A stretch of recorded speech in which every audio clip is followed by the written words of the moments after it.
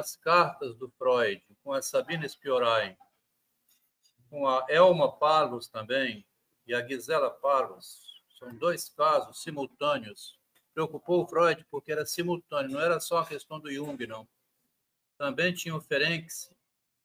O Ferenczi tinha uma paciente chamada Gisela Parlos, que ele atendia, mas também se envolveu com ela.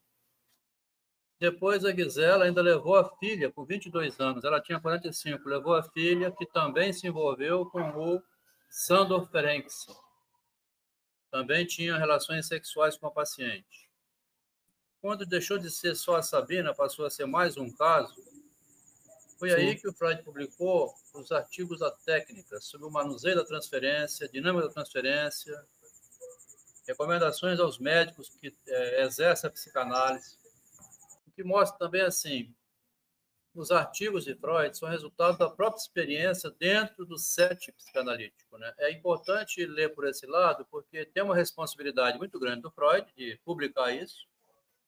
O Freud nunca imaginou, né, que o médico fosse levar para a cama a paciente. Não passa pela cabeça de ninguém aqui, né? Ninguém aqui, chegar uma mulher sofrendo muito, ou um homem que seja, você vai deitar com ele para acalmar. É inconcebível, né? Mas aconteceu. Do fato de ter acontecido, o Freud, então, se cuidou de publicar o que nós lemos. Eu li durante uns 15 anos isso, no curso de psicologia, dava aula de psicanálise, eu lia isso como sendo artigo da técnica. É também, mas não é só isso. É um dado vindo de um erro do analista, um desvio interno do analista, que ele quer ajudar demais o paciente está sofrendo muito, se sente um nada, pensa em suicídio, uma bosta, essas coisas assim, aí dá um abraço, faz carinho e acaba, né, indo além do que devia. Então, Freud, é por isso que é importante ir nas fontes, porque a gente sai desses diretores de filme, documentário, que eles ficam na superfície só. Tem uma responsabilidade muito grande do Freud, mais na frente, quando ele introduz o narcisismo, que é justamente isso, o narcisismo, né? Você ama demais a si mesmo e ao outro, fica abraçando muito e acaba se envolvendo além do devido, né? No afeto, às vezes dá dinheiro para o paciente, às vezes vai na casa do paciente. Eu só queria comentar isso, Wagner, porque tem alguma coisa que a gente está atrás do estado anterior e que a gente, então, inclusive, eu me coloco nisso, tá? Durante muito tempo, repetia o que os livros dizem, né? Luiz Alfredo Garcia Rosa, todos esses intérpretes de Freud, né? Muitos intérpretes de Freud, que a gente repete o que eles disseram. Aí, quando você vai ler nos livros de carta do Freud, tem mais psicanálise no livro privado do que no que ele publica. Os artigos públicos, todos eles têm uma raiz fora do público, lá no privado, né? É igual a moça quando vai casar, vamos ser sinceros. Ela está toda arrumadinha na igreja, tudo mais, mas alguns segredos íntimos ninguém fala, né? Não vai expor a noiva nem o noivo, né? Ninguém expõe. Está grávida já, mas ninguém fala, evita, né? Essas coisas que no público você não deve falar, né? Guarda para você e pronto.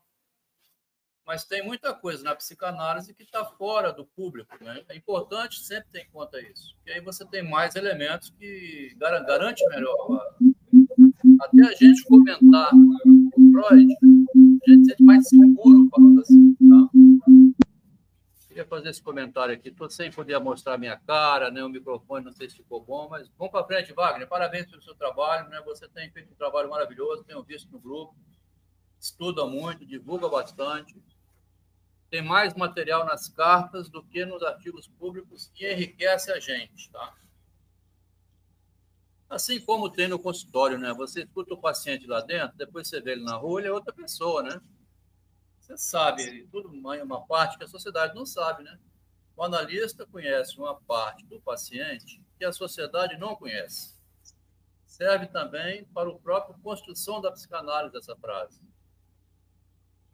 Vamos para frente, Wagner. Desculpa aí a interrupção, demorou um pouco, mas toca para frente aí. Não, Ademir, eu fiquei muito feliz, isso me emociona também. Sabe por quê? Alguns amigos até dizem assim, o Wagner viaja demais, o Wagner pensa que está no século XX, com o Freud lá em Viena, ou ele fala como se estivesse falando no século XIX, porque você levantou a mão aqui E lá, na casa do Freud, quando eles se reuniam, acontecia isso. No diálogo, no discurso, é o que conta na literatura, né? É lógico que havia a discussão dos trabalhos, né, das suas primeiras obras naquela época. Não havia ainda uma sociedade de psicanálise, muito depois que teve a sociedade. E eles levantavam a mão, era uma casa grande, né, larga, né? Levantavam a mão para falar num determinado assunto que havia, né? Porque havia os convidados. Quem seriam os convidados? Eram artistas plásticos daquela época, pensadores, pessoas que não podiam expressar abertamente numa praça, então aquele ambiente era seguro para perguntar alguma coisa. Então, naquela época, eu tinha muito isso. E você levantou a mão, eu lembrei, e você trouxe um assunto tão importante, a respeito das cartas. Gente, o Adelmo, ele é escritor, me presenteou com o livro dele chegou aqui em casa, tá aqui, eu abri, já vi o prefácio, vou ler com muita calma, até serve depois para discussão, é muito importante. Eu acho que tem que ter tempo, paciência e dedicação para ler as cartas do Freud, porque ele foi um homem que escreveu muito, né? E é lógico, sim, que a película, as películas que narram isso, até mesmo sobre a vida e a obra do Freud, são uma coisa muito rasa, muito superficial, né? Eu, até hoje, discuti com um amigo, ele é psicólogo junguiano, também gosta de psicanálise, né? Mas ele prefere, como psicólogo, ele tem um CRM, ele prefere atuar como psicólogo junguiano. Ele também fez psicanálise, mas ele atua como... Eu não sei como é que ele faz, atuar como junguiano ou psicanalista. Essa é uma da discussão minha com ele. Nós começamos, depois que saímos de um evento do Setembro Amarelo, e fomos depois para um bar, conversamos sobre Freud e Jung, presta atenção, de 10 da noite até 3 da manhã. Já se viu isso? 2 camaradas numa mesa de bar, discutir Freud e Jung de 10 da noite a 3 da manhã. Um pagou a rodada, outro pagou a rodada, e tinha 2 amigas, estudantes de psicologia, que se viraram, quando deu 1 da manhã, elas se viraram e disseram assim: amiga, vamos prometer uma coisa para nós duas, quando a gente se formar, a gente quer tudo na vida, menos ser igual esses 2 caras. Os caras discutir Freud e Jung.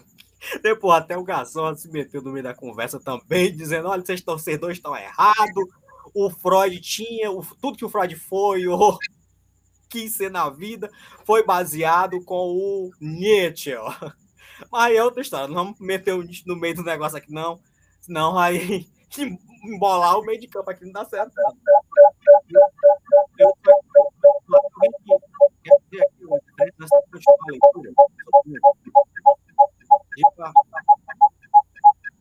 Me ouvindo? Deu microfone aí, né?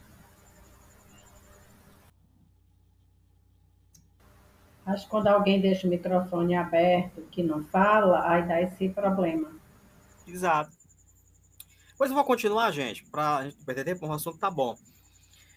Bom, então, a gente sabe que teve essas discussões do Freud irrefutável, e a senhora Sabina, ela é colocada pelos junguianos como psicóloga analítica, né, junguiana. E eu já vi freudianos colocá-la como não, ela é psicanalista, porque aí fica essa discussão aí, né? Bom, então, em 1907, Freud teve seu primeiro contato com o pessoal com Freud, né? Que durou, como eu falei, 13 horas, em contínuas conversas depois, apesar de Freud ser, naquela ocasião, fortemente criticado no meio acadêmico, mas o Jung, naquela época o Freud estava sendo refutado, né? E o Jung viu grande valor em seu trabalho, de 1907 até 1912, onde ele colaborou com o mesmo, né? Anos depois, já em 1910, por influência do Freud, o Jung assumiu a presidência da Associação Psicanalítica Internacional. Fato esse que nós já sabemos, né? Mas no livro de Jung, Metamorfose e Símbolos da Libido, de 1912, ressaltaram importantes divergências teóricas que levaram a separar-se definitivamente do Freud, incluindo sua ideia de libido como uma energia psíquica generalizada. Os 2 gênios tinham caminhos diferentes a percorrer. Jung rompeu sua ligação com o grupo psicanalítico, gradualmente desenvolveu as teorias da sua psicologia analítica, né, assim falar. Ele era muito culto em filosofia, mitologia, literatura, isso chamava a atenção no Freud, né? Porque o Freud gostava também muito dessa questão também, desse